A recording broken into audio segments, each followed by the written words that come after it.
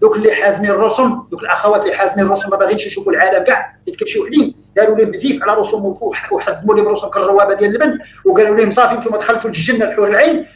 ودابا غادي نقدموا لهذا المخلوق المغرور، غادي نقدموا ليه واحد مغممه اللي ما كتشوفش العالم وما كتعرفش ما كتشوف حتى حاجه، ما كتعرف حتى شي حاجه.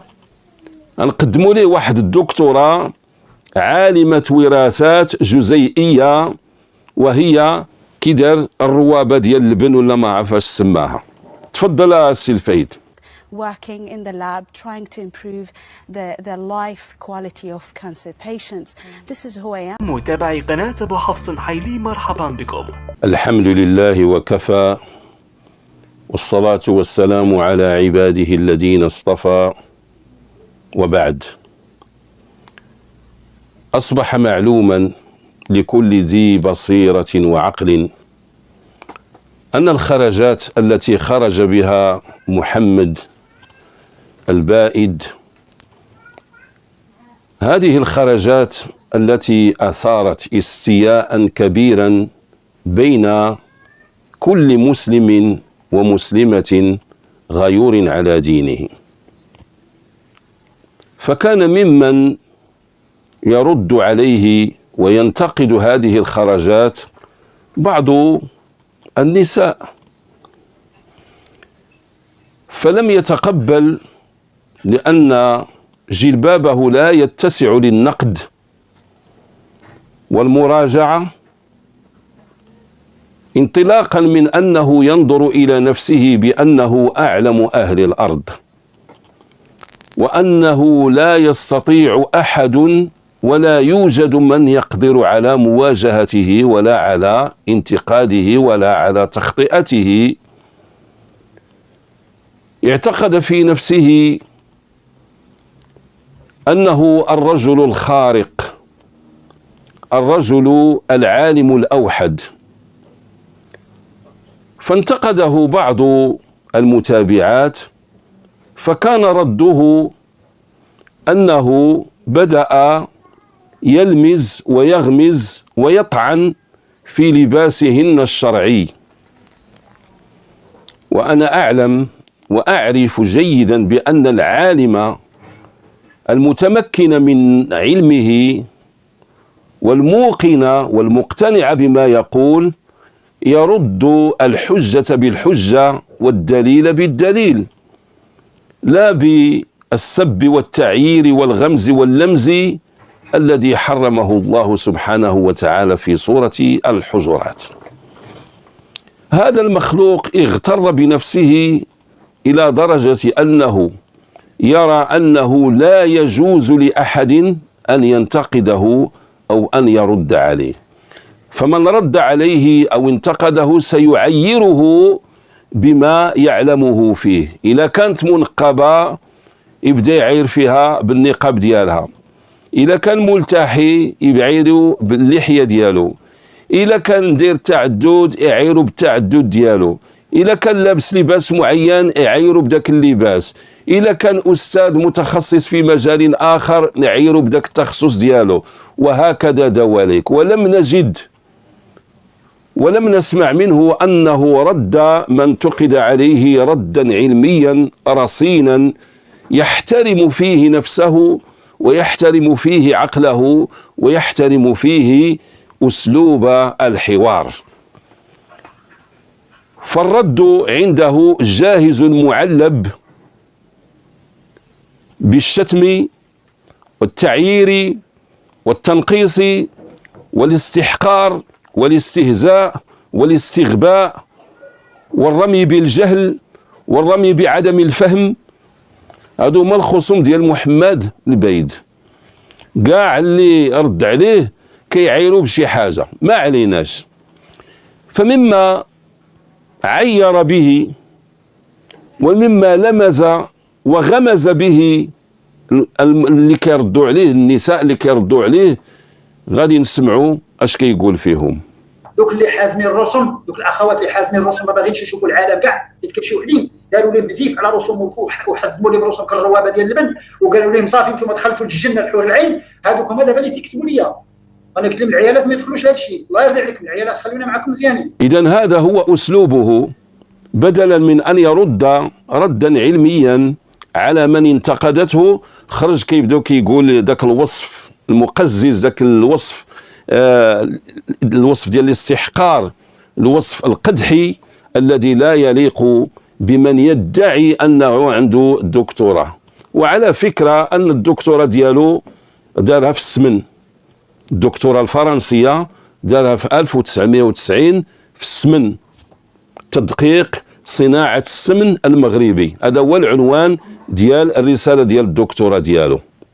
واش عباد الله الناس وهو براسو مصدع الدنيا بالصناعات والابتكارات، وغنغلبوا امريكا بكذا، وغنغلبوا كوريا الشماليه بكذا، وغادي نغلبوا بكذا، واش ما غاديش نغلبوهم غير بالدين، ولكن بالسمن نغلبوهم.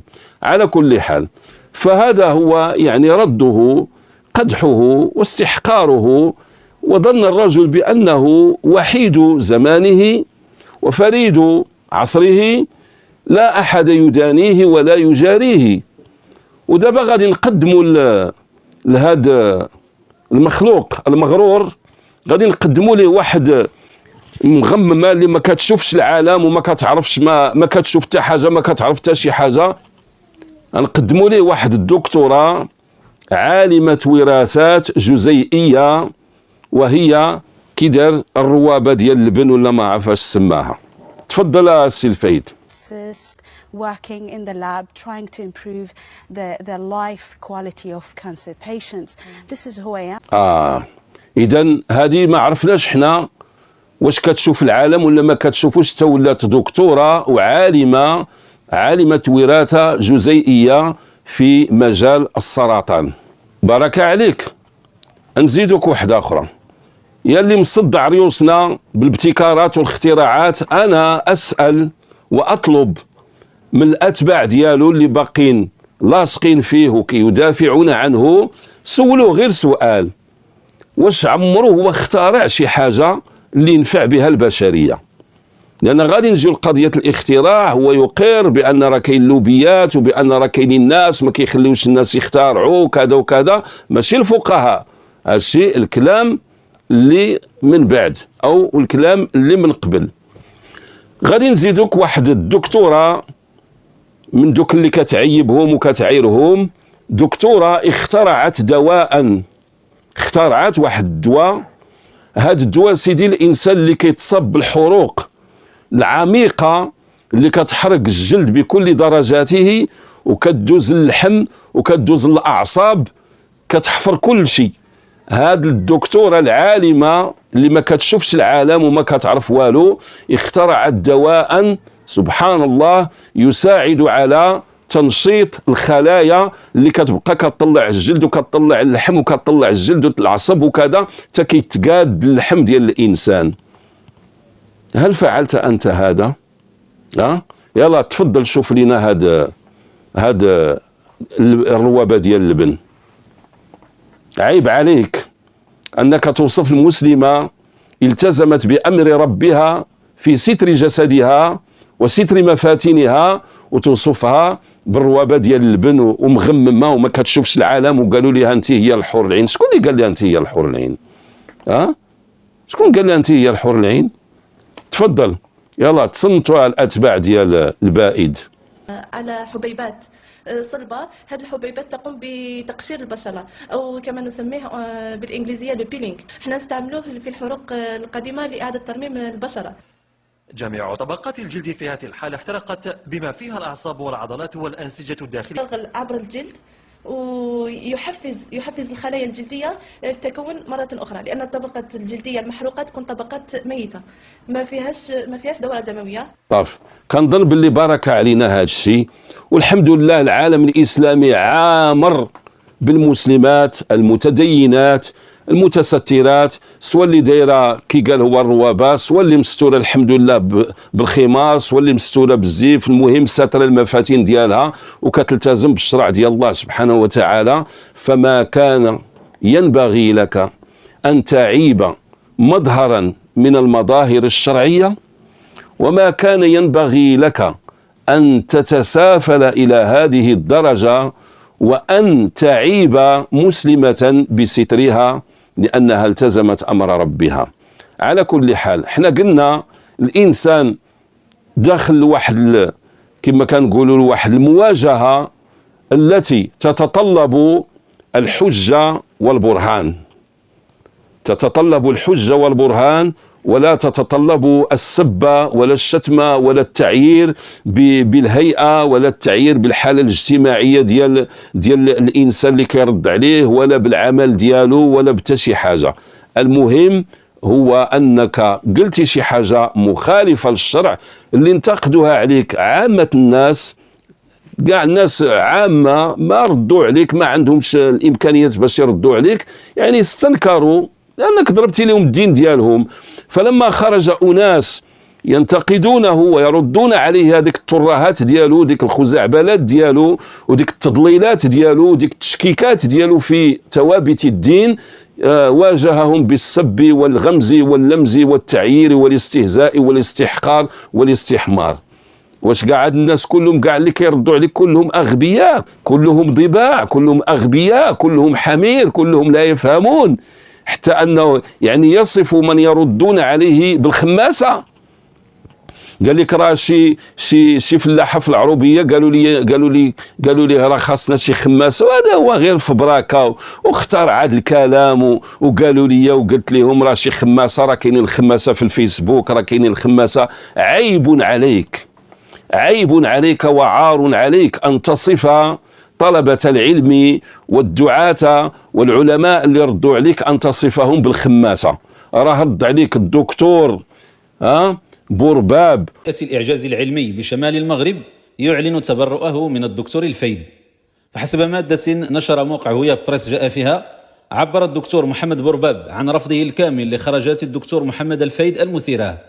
رئيس هيئة الإعجاز العلمي بشمال المغرب كتب في تدوينة على صفحته بفيسبوك: أنا أتبرأ من الدكتور الفيد كما تبرأت من قبل من المسمى شحرور والمسمى الكيلاني والمسمى الدكتور عدنان إبراهيم، وأعتبر الأربعة أئمة الدعوة إلى الضلال.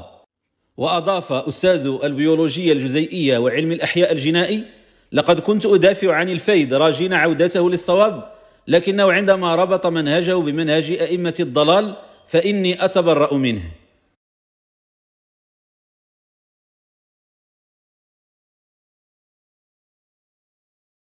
المتدخل في الشأن العام لا بد له أن يأخذ بعين الاعتبار هذه الألوان كلها، وليس عندنا يعني الأبيض والأسود.